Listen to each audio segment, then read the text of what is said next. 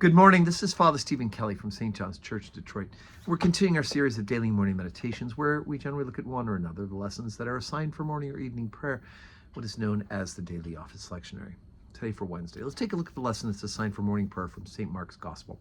As we mentioned, St. Mark's does not have the infancy narratives like Luke and Matthew. We don't hear about how Jesus was conceived by the Holy Spirit in the womb of the Blessed Virgin Mary.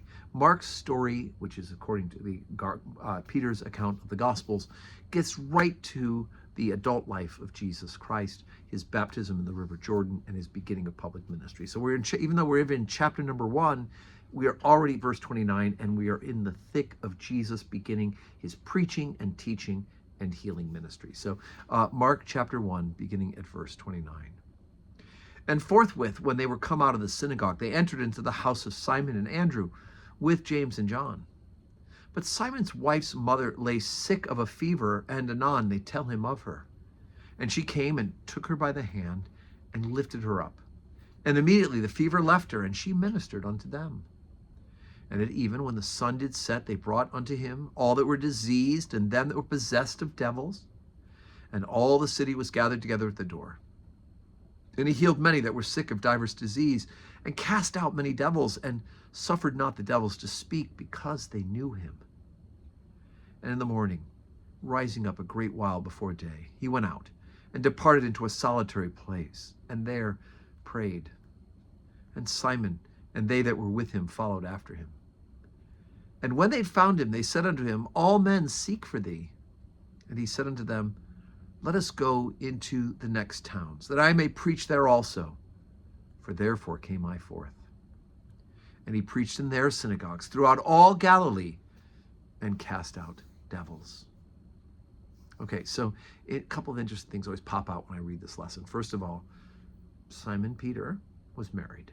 At least married at some point, because how do we know? Well, there's a reference to his mother-in-law, right? You get a mother-in-law as a gift for a wedding, right? If you marry somebody, you get their mother as your mother-in-law.